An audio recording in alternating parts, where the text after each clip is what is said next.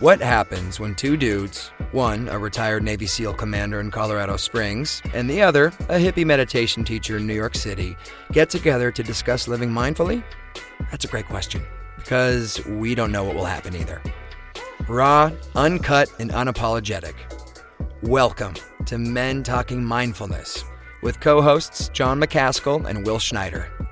Each week, we take an authentic dive into how mindfulness continually impacts our lives, deepens our relationships, and allows us to be emotionally alive.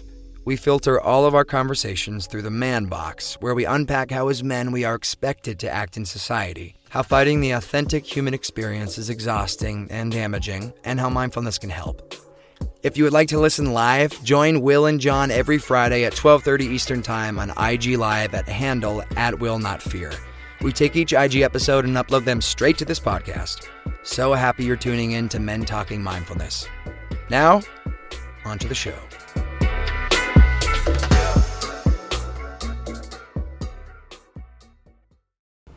Hey, what's up? Will Schneider here, Men Talking Mindfulness, with a special episode today because we have a special guest.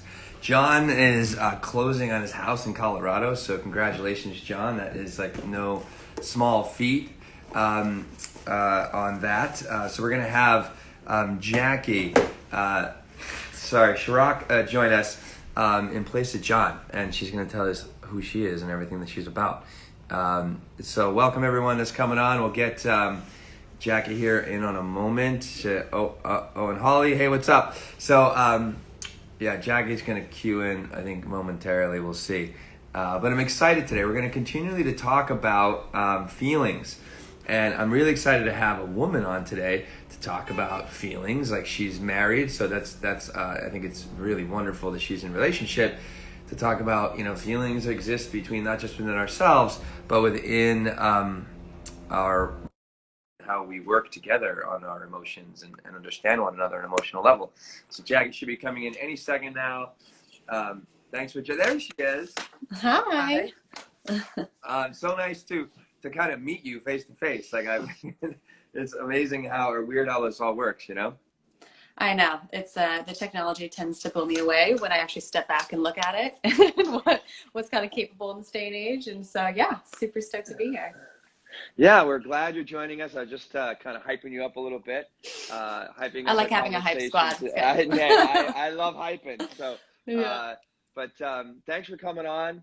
I was just talking about how I'm really excited for John. He's closing on a house today in Colorado, which is like obviously no small feat.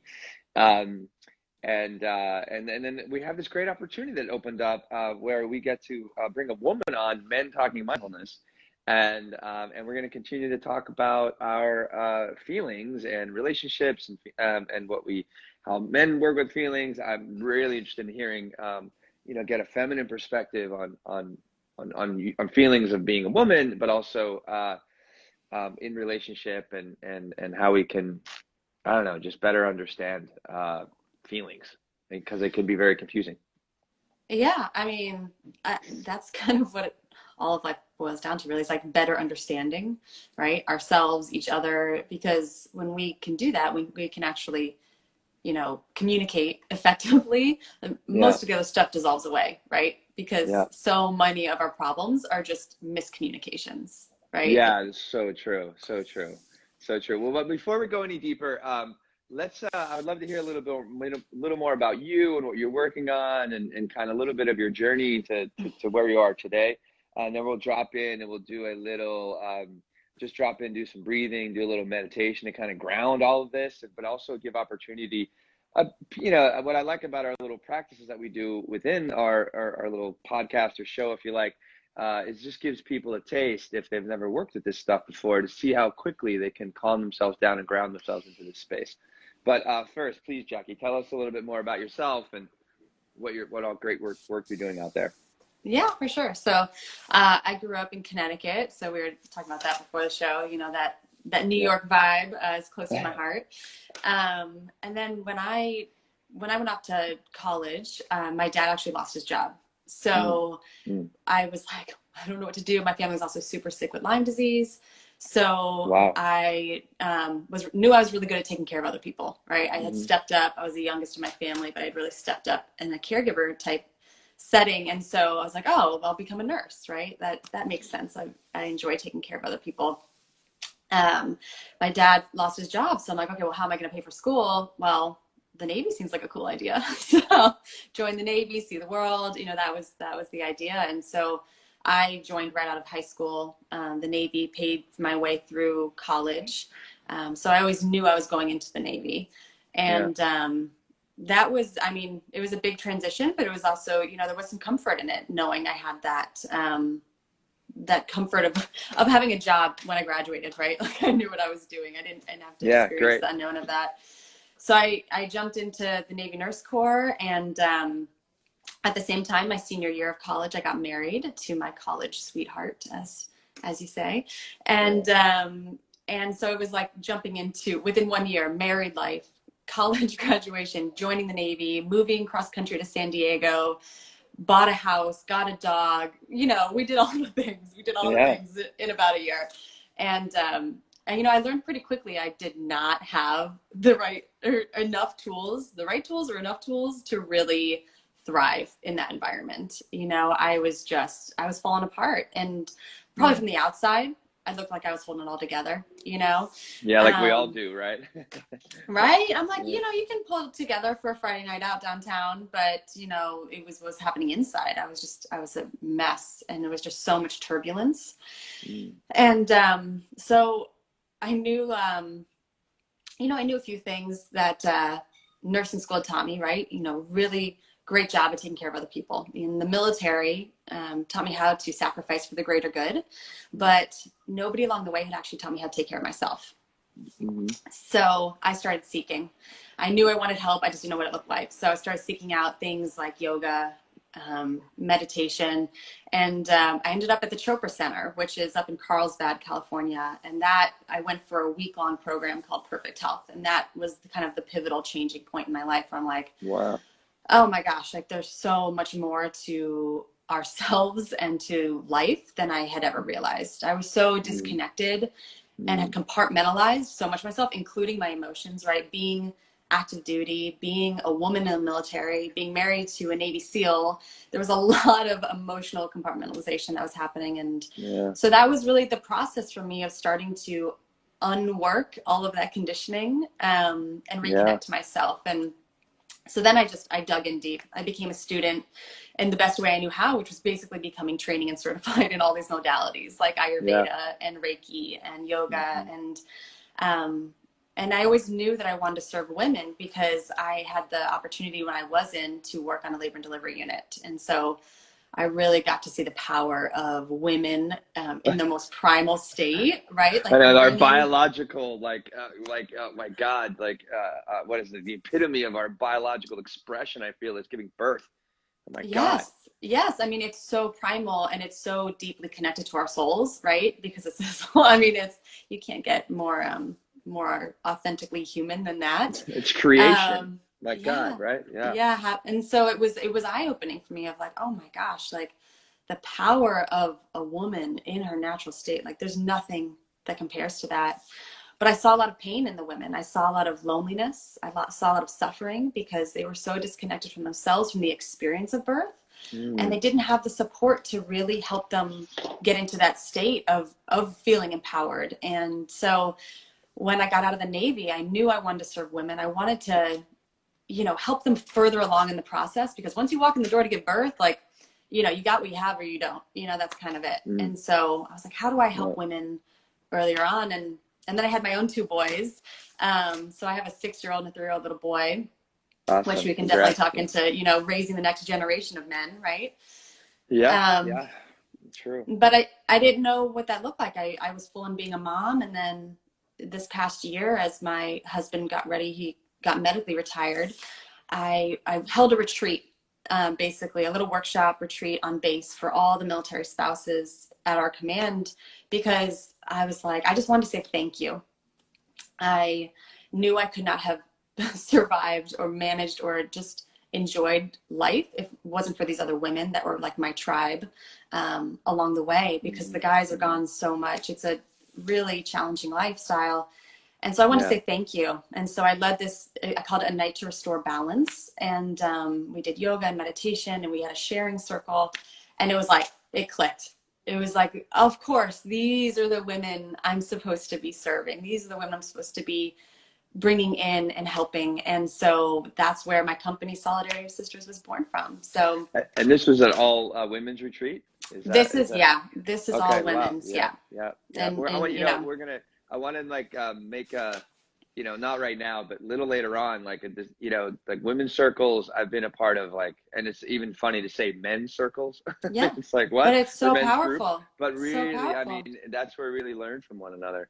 But please, like, continue. And then Veterans Path, I know, is part of your story now too, you know? Yeah. So, you know, and that really happened. So Kismet. Yeah. I'm not sure if Well, no, you Kismet talked word. about Solidarity Sisters. I'm sorry to cut you off. So like, take us a little bit more about, and if people want to get involved or whatever that looks like, please. Well, so Solidarity Sisters, you know, it's a sacred space for military spouses and to restore their minds, to rebalance their bodies, and to reconnect to their spirit. So it's really this all-encompassing. I bring all the tools that I had kind of gathered along this journey and the experience of being a military spouse, and I just want to hold sacred space for the women to show up however they need to show up, whether they're in a great place or in a place of suffering, and just really get what they need and be able to thrive in the best way possible and feel that support and connection. And Veterans Path, you know, was a beautiful synergy that happened because John and I had met, and, you know, John's the deputy director of Veterans Path. And we had met through a mutual connection, and we were obviously both really into mindfulness and meditation in the military. And so we were going to co-lead a retreat together for Naval Special Warfare couples. Back in April, but with COVID, right, that kind of got nixed. And then around May rolled around, and I got a phone call from John and said, would you jump on? We have something we'd like to ask you. And so I did a call with the board, and they, you know, learned about me, about my background and my training and experience, and were like, would you like to come on board and be the director of women's programs? And it was pretty much a hell yes. I have fallen so deeply in love with Veterans Path and being able to serve the veteran community. So, you know, because it's the whole unit, right? I love it because I can help the spouses on one side and then the active duty and veterans on the other side. And it's really about creating this family unit that thrives and then the kids can thrive too, right? It's about bringing the whole family in and teaching everybody the tools. So, so that, and got a huge, you know, amazing team there, and it's been so much fun. So yeah. Wow. Well, I mean, what a great, thank you for your service. You know, I mean, like this is what people, you know, this is where we need to be, or I feel like this is where we're growing into more, is coming together, you know, like not making it, you mentioned earlier about it, you know, always, you know, when you first got into your life, it's like holding it all together, you know, and instead of, it's like, okay to be a mess or like, or express your mess, you know, it's like, it's okay, you know, because we all have our, you know, our moments where you know what I mean? Like what, you know, I don't know, we can go on and on about looking our best and why and whatever, but I mean, there's obviously a lot of emotional components to that as well. But let's just, I take a moment, let's do a little bit of a grounding exercise, and, you know, and it's even taking a few breaths. If anybody out there listening or is going to listen later, you know, if you really want to begin to tap in and get to know your emotional life and know yourself a little bit better, and kind of pull yourself away from your feelings and pull yourself away from like your body and like the craziness of your brain, just by taking a few breaths, which we're going to work on right now, can really help you get create more clarity, get you a little grounded, have you like focus and refocus on what's really important. So whoever you are, whatever you're doing, just find a comfortable seat. You close your eyes. And let's just start by exhaling the breath all the way out. You can take the breath through the mouth if you like, exhaling a nice little ha sound, which helps to release energy from the heart and through the throat. And let's take a big breath in through the nose. Exhale, side out again if you like. Yeah, there we go. A bigger breath in. Let it go out. And a few more. Big breath. Exhale, let it go. Awesome. One more big giant breath, bigger if you can with that inhale. Let it go out. Very nice. Good. Just come back to a normal breath if you want to increase the quantity of your breath and smooth out the quality of your breath. Go right ahead. I just want you to feel yourself sitting here. Feel the weight in your body and your sit bones and your hips. Maybe the way your hands are making contact, or your feet, or however you're sitting. Just notice the contact you're making with the earth.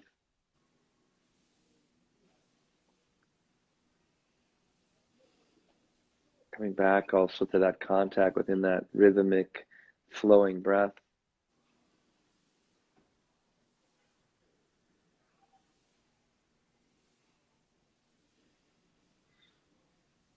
And just with that awareness of how we're sitting here and the contact with our breath, like this is here and now. This is the moment. It's the only place or only time it ever is.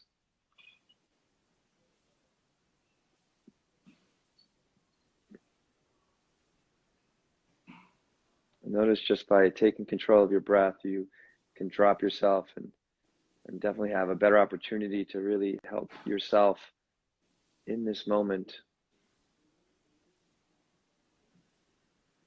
To be intentional instead of reactionary.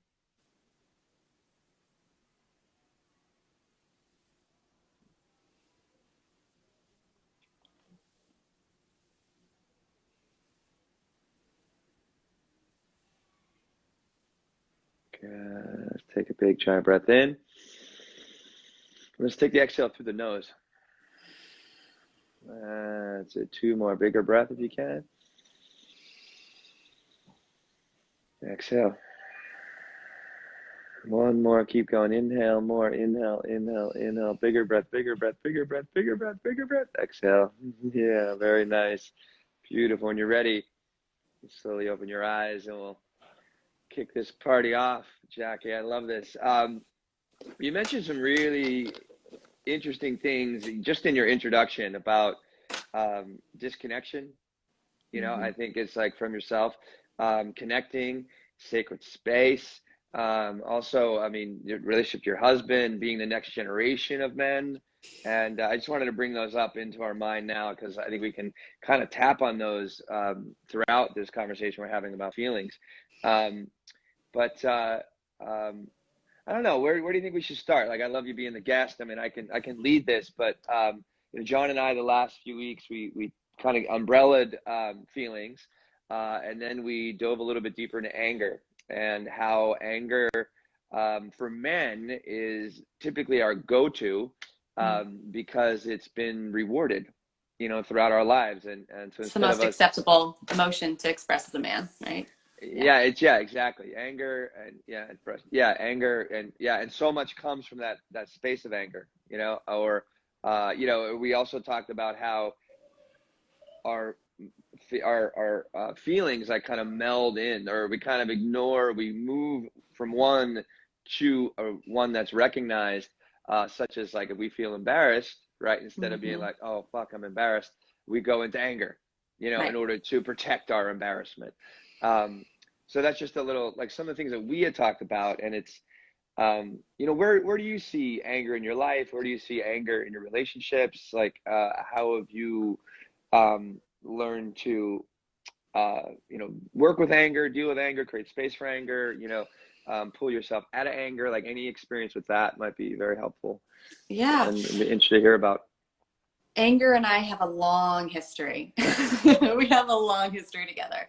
So, I was a child that was born into this world just vibrating with energy. That's what my mom used to say. Like, I just had an intensity to me, right? And so I would just, as a baby, just literally scream all the time. Like, she had to hold me. I was inconsolable. She put me down, I just screamed. So she just carried me for like the first 3 years of my life. So, like, no surprise that, like, I had a wicked, fiery personality, and in Ayurveda, that's known as being a pitta, right? So a lot of the fire element. And so I was very explosive, and I would just pop off as a kid. And I was also very sensitive to my environment. So if I had like a candy, we all had a candy bar, me and my sisters, they'd be fine. I'd be like, ah, like losing it, because I was so sensitive to my intake and my just everything coming in, whether I was physically eating it or just sensory input. Wow. And so I was constantly like on the edge of just like losing my shit all the time as a kid and having this major outburst. And so I learned at a really young age, like that was not okay, right? Like that being angry and yelling and being mean and whatever that expression looked like was not acceptable in my house. And so I didn't know how to deal with it. Nobody knew how to, like I was the only one in my family that seemed to have this problem, right? Wait, so you had, so let me just get this straight. So you are definitely you have the fire. You're the got pitta, the fire. you know, definitely right. But that was kind of like, you know, those flames were doused by your family. Like, no, we don't get angry here. It was, you know, but then there's like also no alternative. So like, it must've been kind of challenging, you know? it was I'm just curious. Yeah. Yeah, I would say it was just misunderstood, right? Because nobody else seemed to have the same response to life that I did. And they didn't have the tools to help me through that, right? And so as a kid, I did have some self-regulation. Like I remember when I was a little older, maybe like middle school, and I would like, you know, lose it at my parents, I would like go put myself in timeout, and I'd like go up to my room and just like punch the hell out of my bed and like just, right? And I would get it out. I would physically release that emotion, and then I could come back down and have a normal conversation, right? Yeah. But I needed that physical release. And I innately knew how to do that, but it was never, I couldn't make that connection as a kid. Like, oh, okay, so when you feel this, it's building up in you, you need a physical release. It was just, I instinctually did that, but I still had this idea, this conditioning that like, this is a bad thing, right? This is an unsavory quality of mine. Yeah. And so, you know, being married, it's not like those issues went away, you know, those, right? Yeah. It's, that, I mean, and I always have fire in me, right? The fire is part of who I am. It's part of my DNA.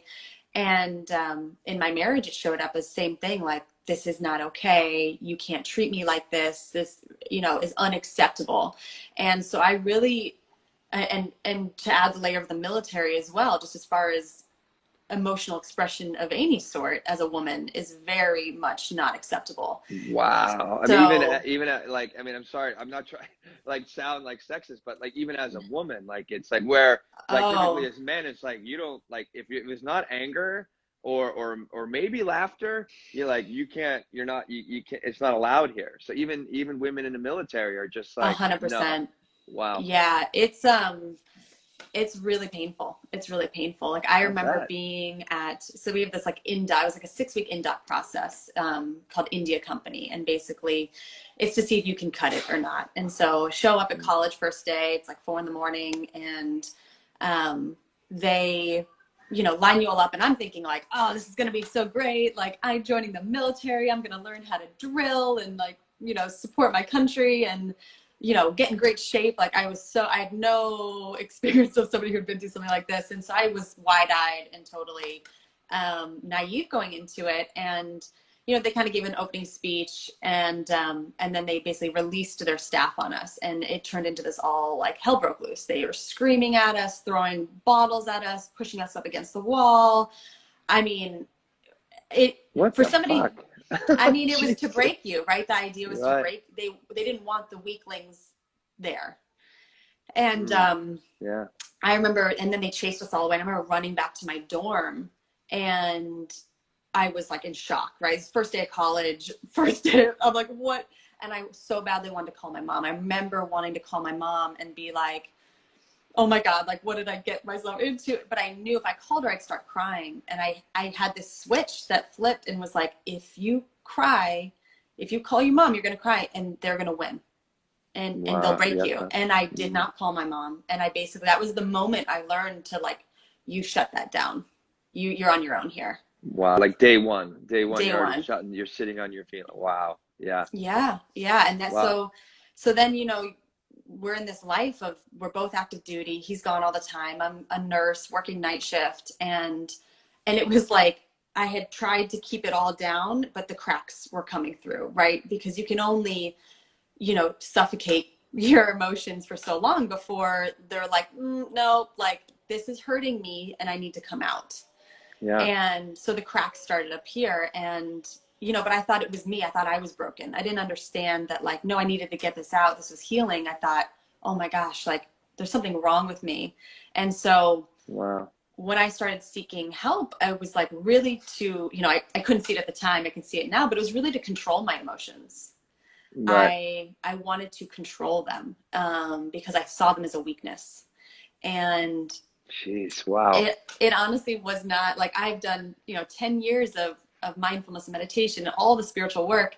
And it literally was not until like this past year when I was like, oh my gosh, like I've been suppressing all this anger because I learned to express the sadness. I learned to express the fear. I learned to express those other emotions, but the anger was the last one that I was really felt safe owning and reconnecting to. And when it came out, it came out. Wow. Yeah. The cork popped, and it's out of the bag now, which is so freeing, because it's like, Yeah. it's exhausting trying to hold that in and hold together all the time. It is.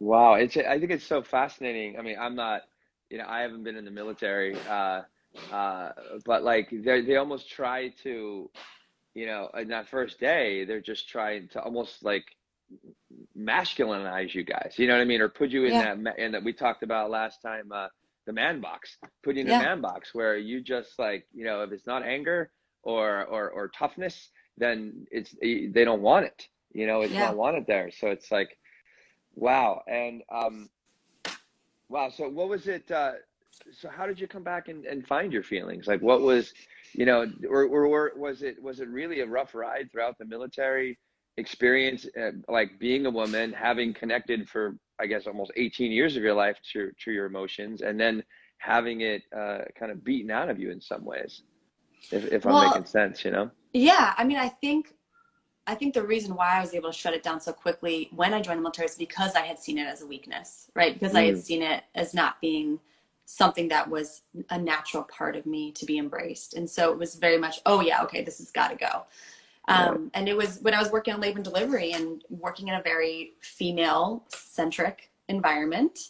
And it was like half military, half civilian, and witnessing women, right? Like in all their emotion of giving birth, of the fear and the sadness and the anger and the pain and the frustration and, the thousands of more emotions that go through that process of being like, hang on here, like maybe there's something to this. So it's been like peeling back an onion, I went to an amazing therapist in La Jolla who like taught me energy healing and learned about tapping, right? So being able to like process my emotions when I would get, like getting that, cause I was so reactive.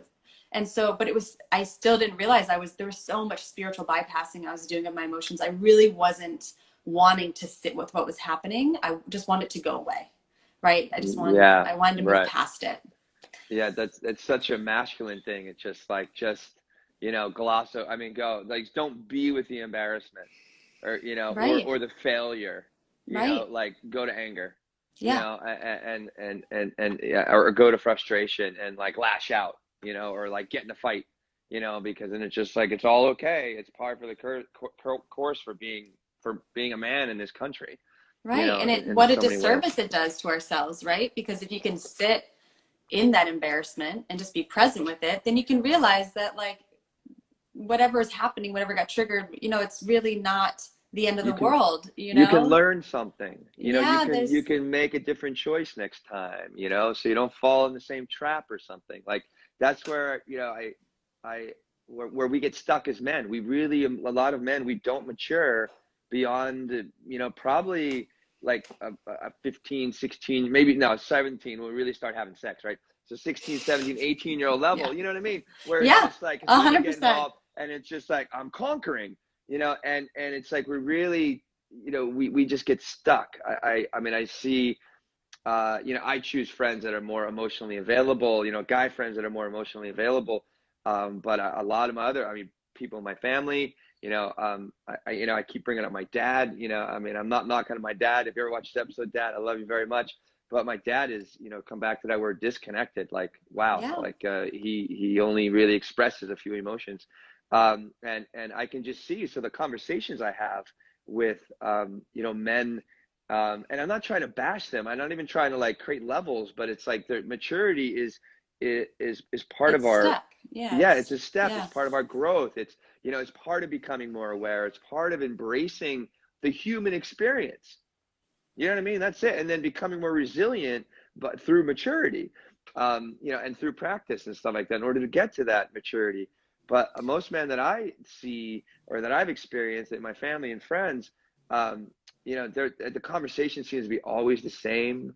It's all about Yeah. like competition or one upping everybody or Yeah. talking about competition or fighting or the football game. So we don't really have to create that space that we talked about earlier. We can really drop in and be like, what's up? So I'm curious for you, what was that point in time when you all of a sudden recognized that you wanted a different way of being? Great. Thank you. Great question. I have a wonderful mother, who I got to say, like, this is like a big deal for me. Last night I meditated, my nephew, who's 20 years old and a new Marine. Like he went to basic last September. Like I think it was like the 16th. He went through boot camp.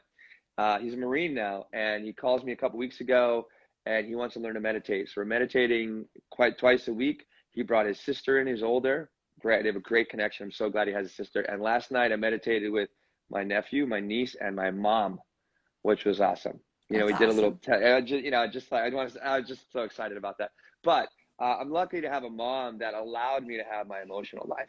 I was a wreck not a wreck as a kid, but my God, when those hormones kicked in, 14, 15, I started dating girls and getting like dumped and stuff like that. Oh my God, I was like, the world was ending like every other day.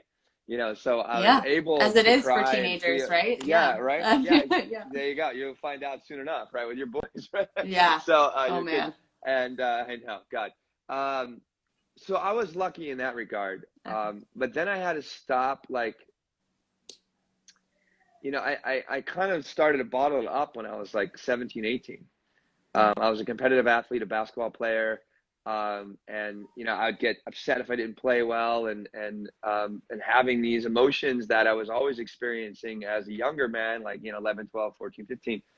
I realized that like the other guys, in the locker room or in the huddle, or in practice, would not get emotional, and they would like start like, point like, what are you doing? Like, why are you crying? Like, or you're being sorry, but like you're being like a pussy or something like that. That's what we It talked to made one them another. It Made them uncomfortable. It made me uncomfortable. So I put a like kind of a kibosh on it. And it really, so I just kind of became like, and maybe there's part of a byproduct of getting that kibosh. I kind of became one of those, broody guys. We call, what did John and I, we call him like, the puffy chest bravado, I mean, knowing also on the inside, and this is through basically my late teens into my late 20s, and it was just so much about like my female relationships, what I'm, how I'm crushing it, the stuff that I'm buying and have in my life. You know what I mean? Like these are the kind of the masculine values, at that time in my life with the circle of friends that I had. And then I meet this amazing woman, who, I meet this amazing woman. I fell in love. I was like 27, the first time, that I was like, whoa, like something is like completely coming through differently. Like, wow. And, it was just a beautiful relationship. I'm like, just experiencing it now again in some ways. And then it ended. And I was devastated. I was devastated I couldn't even get like a sentence out. Like some people ask me questions, I was just so empty and like shattered is the way I like to explain it. And I think that shattering, and what I was shattering, was that mold of masculinity, that was given to me not just by the men in my life, but also how I was supposed to aspire as a human being on this planet, with an education, with a family that backs me, and then just trying to like live in their, you know, ideals of what I should be doing, you know. And here I thought like, I got like, this is the girl, this is the woman, this is going to be my wife. We got it. The We rest did of it. my life. Yep. Did it. Yes. Like accomplishment. I win. Yep. I win. I'm done. You know, yep. and everyone approved of her, you know, she was beautiful and fun and funny, you know, and then all of that just shattered. And I was just left for, it was like, I struggled for like 9 months, a year to kind of pull myself out of it. And what helped me pull out of it was a great book that is a workbook, The Artist's Way by Julia Cameron. I don't know if you know it. It was published back in '94, I think. And she actually, 2 of the pillars of her book, in which you work like 12 weeks, like through different exercises, really helping you change your mindset and really connect with yourself creatively, which, you know, our emotions are drive our creativity. I mean, that's where they come. I would journal every morning for like 3 pages, stream of thought. And some of those pages were just like, you know, I can't believe I feel this way. Fuck. Like, she's a bitch. Right. Like, I can't believe she broke up with me. Blah, blah, blah. Just getting it all out. Getting it all out. Yeah. And then all of a sudden, getting through all of that anger. All of a sudden, and with her guidance through the book, all of a sudden I started developing or putting those pieces back together to who I am with, and getting back to that emotion I had that was like shut down. Yeah, to my authentic self. And then like at that time I had a corporate job, left, you know, moved to New York, and I've been on my own, like lived my own life. And now, like, I mean, I teach meditation and yoga and breath work, and I've run retreats like yourself, and I'm just trying to continually create space for people to come in so they can discover more of their selves. So that's kind of been my journey. And, you know, it's, I'm just so happy that, you know, we're not a human being. We're a robot if we do not access our emotional self.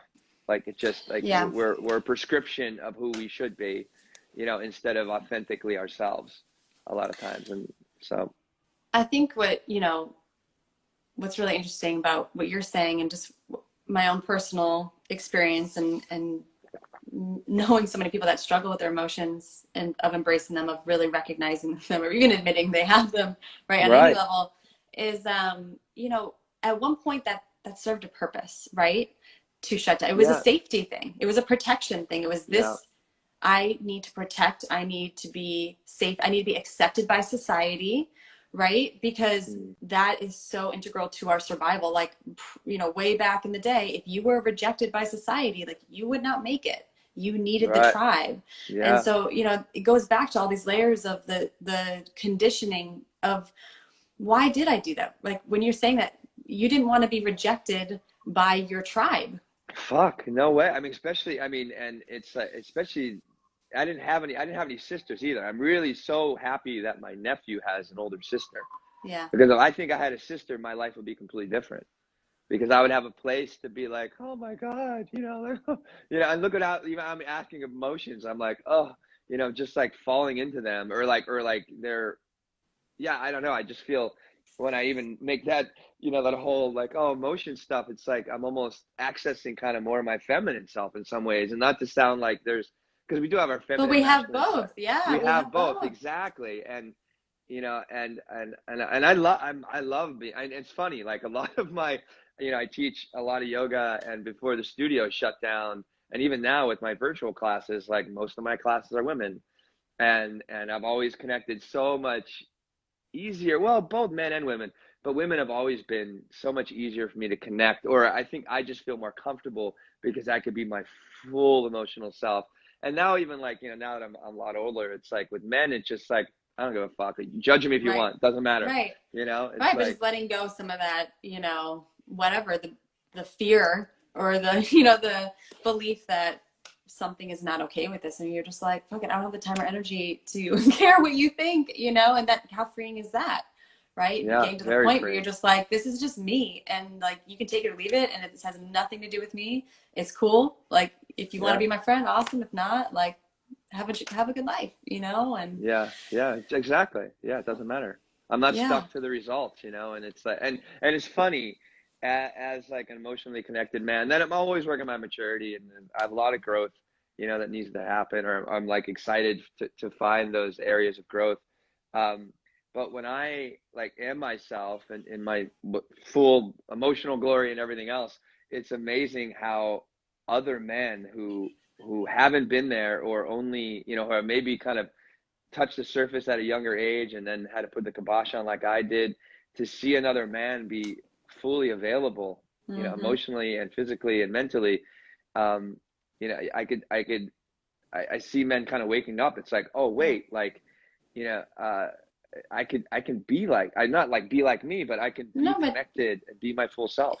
well, they're experiencing what it's like to be with somebody who's freeing, right? And so, Yeah. and that's why it's so important for us to be our authentic selves, and to, I mean, even before going on this podcast, right? Like I get a little nervous, anytime go, like, right? I take my deep belly breaths and I'm like, you just do it, right? You do it because the more we Yeah. talk and we speak our truth, we're not only helping ourselves continue to evolve and become more who we're meant to be, but we're also shining a light for other people that are Yeah. like, oh, okay, like, because like your voice and my voice resonate with who is supposed to resonate with.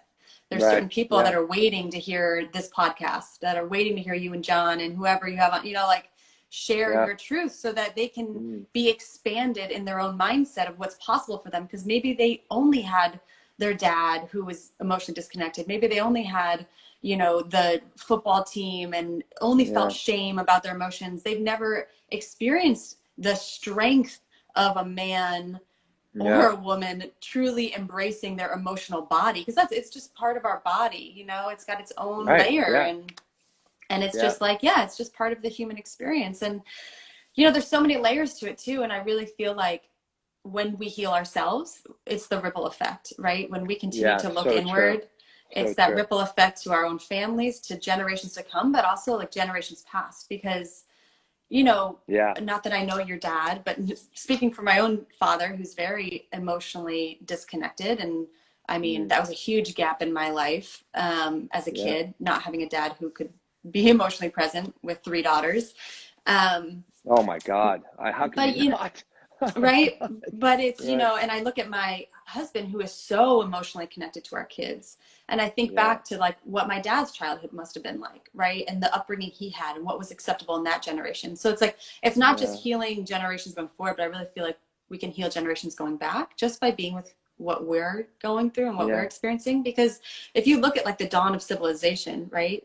The idea and the imagery is, right, man goes, conquers, destroys, pillages, takes over, right? That is so much like everything you were saying before about like the battling and the competition and right, like this is not even men of this generation's problem.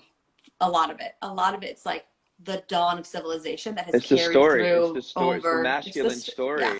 It is toxic masculinity story that we keep, living, but it's like when it's, that herd, shouldn't say it, herd mentality, right? With, of like, well, this is the way everybody else is, and I don't want to I want to stay part of the tribe and the herd. Right. So I'll just get in line. And it's like, and now we're starting, I think, thankfully, because of social media, we're able to connect on a broader spectrum. We're able to have more opportunities to express ourselves, men, women, people, to express ourselves more fully. And we know authenticity and truth when we see it, and we're out and we gravitate and have an affinity towards that energy. I thought what you brought up was, or what we're kind of tapping on, I want to sum it up, or just kind of encapsulate this is leadership, what we're talking about. Yeah. When you are not afraid to be yourself, not afraid to express yourself, fully, and you become that light, you become, a beacon of hope for people, because they want to really begin to experience their full selves. And I always like when a friend sent me a difference between a boss and a leader. Very clear to say. I mean, everyone's like, "Well, that's my boss." Well, they can be a boss or they a leader. Right. And I can't remember all the distinction that they made between them. but you know, a leader is the one that brings people forward, says we, you know, is a part of the solution, lifts his people up, you know, is takes responsibility for his actions and the responsibility of the group. Whereas a boss is like, and I feel so many men with that bravado, and that John and I were like pounding our chest when we talk about our Yeah. feelings. You know, it's like we're just trying to boss people around. You know, because it's easier to be like, tell people what to do, not take responsibility, It's the point blame. control. It's the It's the control, control. Yeah. exactly. It They're feels safer, but it's not. right. You know, and it's control because we're Yeah. trying to sit on our emotions where we just want to be. What I see, so what a lot of the work I've done with men in the past, I've done like men's like retreats and stuff. And one thing that we really started to dive into, what is the big struggle with men, is asking for help. And you know, and a good leader looks to their left or their right or the person in front of them and be like, what do you think? Yeah.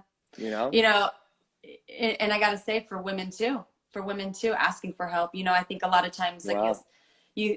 the idea is that it's really easy for women and to, you know, be emotional and to ask for the help they need. And, you know, being part of this mostly women-based military spouse circle, the number one problem that they struggle with and that people express that is the ability to ask for help. Wow. Well, tell me more about that. So, I mean, because that's just like, wow, really? Because it's like, you know, it's like, I mean, you got women, you guys get two women together, never even seen each other before. You know, there's usually some immediate bond that happens, and it's just like, wow, like men are not like that typically, you know. So like, Yeah. and I'm shocked that, you know, that women have trouble asking for help. What gets in the way, or what's the struggle there? If you can dive I into think that, you think? it's I think it's what holds most of us back, being really vulnerable, right? Mm. Being truly vulnerable and admitting you don't have it all together, admitting you don't have it all figured out, because women are expected to, right? I think men and women both just have a different set of standards, but they're both equally challenging and suffocating in ways, because women are supposed to be able to how to figure out how to work full time, raise the kids, you know, keep the house clean, do all the things, and look sexy and right and have it all squared away, right? And you get, oh gosh, how you do it all, you're amazing, right? And then you're like, you Yeah. know, and And yep, that's almost like totally. what I'd imagine that's what by being so presentational, you know, you're looking for that validation, you Yeah, know, well, in some you're ways. Yeah. trying to, you want to feel like you have it all together, right? You're like, Right. I want to have it all together, but I'm a hot freaking mess, but I'm just gonna, you know, keep going through the motions because I don't know what else to do. And, you know, especially within the military spouse community, I mean, it's hard. I mean, I have a mug that was given to me by I won't say it's a certain nonprofit, but it was like for Military Spouse Appreciation Month. And it says, like, you know, naval special warfare spouse. And then it's covered in all these words of what it means to be a naval special warfare spouse. And the words are like stoic, indefatigable, yeah, selfless, right? Like Wow. all these things. I mean, if you look at the way a lot of women get complimented and mothers get complimented, it's on how selfless they are. You sacrifice everything for your family, right? That is the pillar of excellence for a mother. And I'm like, no, that's called, like, I'm dying just to make sure I'm drowning so everybody else can stay afloat. That's not thriving to me. But that is No. so much, like, especially for women and mothers, it's like, you know, gosh, you do it all for everybody else. Like, here's your gold star, you know? And then you're like, Wow. it's the same thing, you know, you're saying about being a man and getting rewarded for like the anger and for the, you know, bravado. Women are being constantly rewarded for being selfless and for constantly taking care of everybody else. So then how do they ask for help, right? If I'm supposed to Right. be the one taking care of my entire family, how do I admit that I need help? You know, it's very Wow. challenging. It's very challenging. Wow. Um, so the women that you work with uh, how do they start to ask for help, or are there, and this goes, I mean, I imagine this, you know, men, women, yes, but like asking for help is still asking for help. You know, are there, exercises, or are there, something you can share as far as like, I mean, because it really comes down to that vulnerability Right. piece, that you help women, in this community kind of turn the light on into that space or something like that, or be able to take action for that. So for me, what I found is, I don't have the answers for anybody else, right? I Right. found that what I try to offer is that space, that sacred space. So getting women together Yeah. and Yeah. allowing them a moment to rest, because this life is exhausting. I mean, just the momentum of life in general, like beyond the military aspect, but Mm-hmm. just the way we're moving as human beings in 2020, right? It's a lot. And in some ways, this experience of the pandemic has slowed things down for some. Some people have really fought against it, right? They're used to going, going, going, going. And so I try Yeah. to open up a space for the women to come rest, settle into their body, and then I just try to leave the door open for them to speak what's on their heart, which for Yeah. a lot of, and sometimes the women aren't ready to do that, and sometimes the women, it just comes pouring out, Right. but by sharing my own struggles, like, because a lot of times, especially stepping into this space of being a leader in the spiritual mindfulness, world, there's this assumption that, like, I've got it all figured out, I've got the answers, right? And Yeah. so Right. they kind of put, I noticed in the beginning when I was teaching these meditation circles, I was getting put a little bit on a pedestal, and I'm like, no, no, no, no. Like, I do this because I need it, and I'm teaching because I love it and I want to share it. But I have I have not figured it out. Like, every Yeah. day it's just like, every day I show up, and some days I show up really well for myself and some days I don't. And then Right. I try and see what comes the next day. And it's, for me, it was a lot about, with emotions, I had to start with allowing and forgiving the shame and the guilt that came after the experiences, Well, starting yeah. there before I could even come Could you, back to the experiences themselves. yeah, could you give me an example on that? I mean, those are Yeah. too big, like guilt, shame, like, oh my God, right? Yeah. Yeah. And they're so low frequency. I don't know if you've read Power versus Force, but when you look at, like, the scale of the Mm-hmm. energy frequency, it's an awesome book. Wow. Of emotions, like shame and guilt are at the very bottom. And so what happens, like, say, so as a mom, right? And at the bottom, but still very high frequency, or very like Very low frequency, very engage powerful, the but very power. That's what I low mean. Yeah, very frequency. Yeah. powerful. Like they Yeah. really have a resonance inside of us. Yeah. Yeah. Yeah. Okay. And so, like, as a mom, I mean, especially, husband's gone all the time, don't live near family, working full time, trying to raise his kids, and trying to do, my best to do these practices and show up as the best human possible for myself, for them.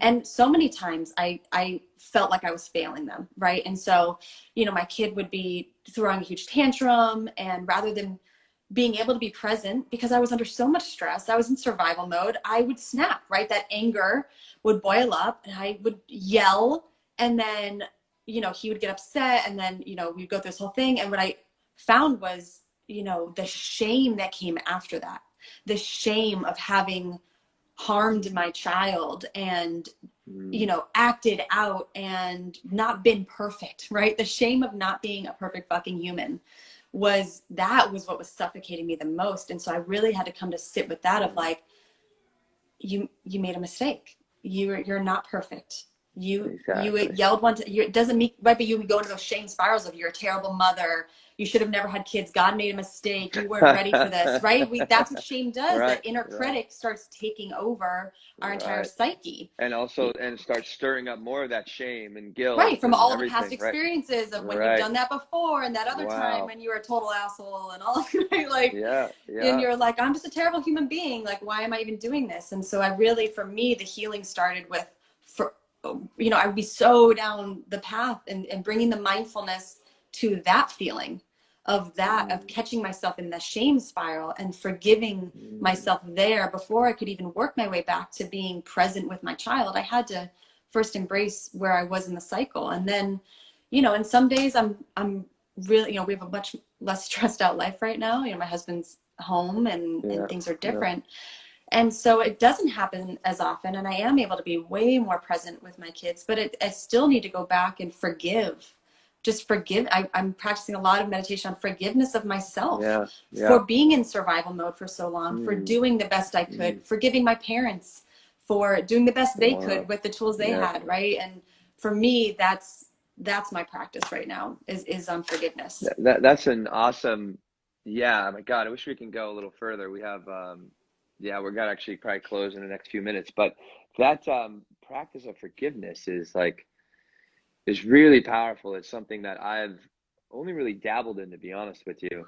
But when I did, I was like, whoa, like new doors started opening because you're actually healing old wounds, right? You know, right. and letting go of stuff that, again, like, I mean, we didn't even, just because like I'm happy now or like, you know, other people are, you know, happy in their lives. Like if we haven't had that forgiveness or we haven't dealt with like those layers of shame in the past, they're still kind of pulling down on us a little bit. Right. They're still like, you know, they're still like, hey, you know, we might not necessarily hear them, but they're fucking with our choices, with our decisions, how we're moving forward, because, you know, we're still being shackled to some of the same paths that, you know, that we've been trying to let go of and be liberated from a long time. And it's like, it's these mindfulness, this practice of even just forgiveness and dealing with that. Like, what is the emotion of forgiveness and how do we plug it in, you know, to help us heal, you know, these patterns and this shame from the past. So really powerful, Jackie, for sure. Yeah. But I mean, you want and to talk a little bit about, please keep going. Yeah. I mean, for me, you know, it's really exactly what you said. Like, I think for a long time, I thought I was healing. I was like, I'm doing the healing work. And I realized after the fact, I was healing what was on the surface level.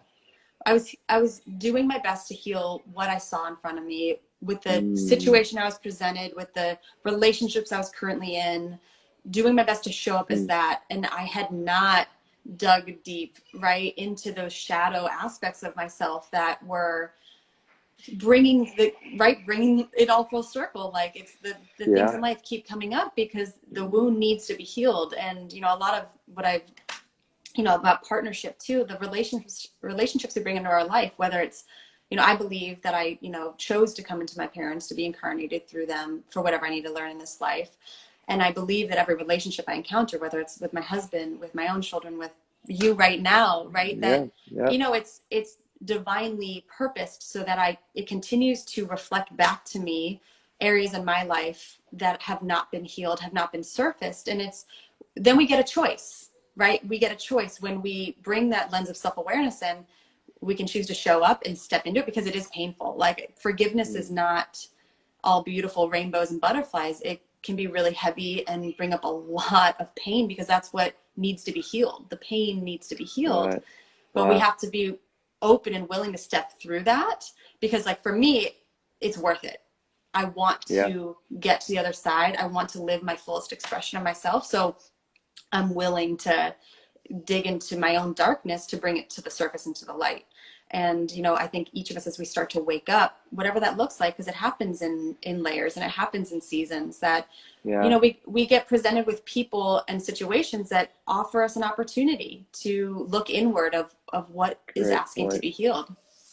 Yeah. I mean, that's a great way to start closing that. It's like, I mean, that reflection, like you know, we keep showing up and people keep showing up that are basically reflecting back to us either opportunities for growth, you know, I mean, and that growth can be through the forgiveness, through healing, through like moving through a situation that has probably presented itself dozens of times, hundreds of times in your lifetime. And it's just like, when you're going to make that key word is when you're going to make a different choice.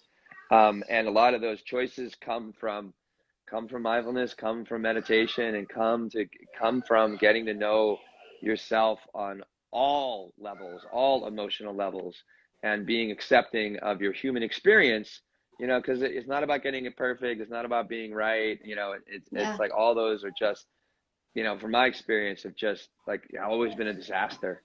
Because I lack a tremendous amount of authenticity when I'm in those spaces. But I just got a 2-minute warning here. So this is awesome that we've taken so much time. But how about, and we have 1 minute and 45 seconds. Can you just lead us in a little closing meditation, or for like maybe a minute or so, and then we can just say goodbye. But thank you. Yeah. So just gently coming into a comfortable position, perhaps grounding feet on the floor. Gently closing the eyes. And just allowing your breath to softly flow in and out. And if it feels right to you, I invite you to place one palm across your chest, right at your heart center.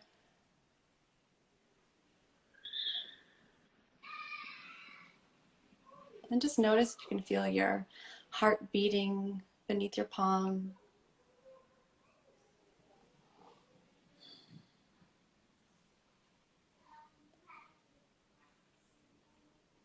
And just noticing any sensations, whether it feels open and expansive in your chest,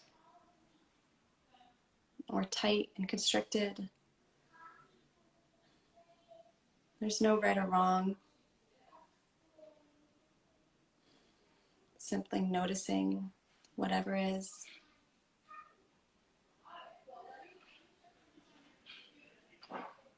And asking yourself, what does this moment ask of me? Wow. Well, this moment asked me with 5 seconds left. Thank you, Jackie. Sorry, we got Thank 3, 2. you. I'll see you again. Yep. Thank you so much. Thanks for joining Will and John on Men Talking Mindfulness. If you enjoyed the show, please like and share it with your friends and family, and please, we would appreciate a review too. Until next time, this has been Men Talking Mindfulness. Thanks for showing up.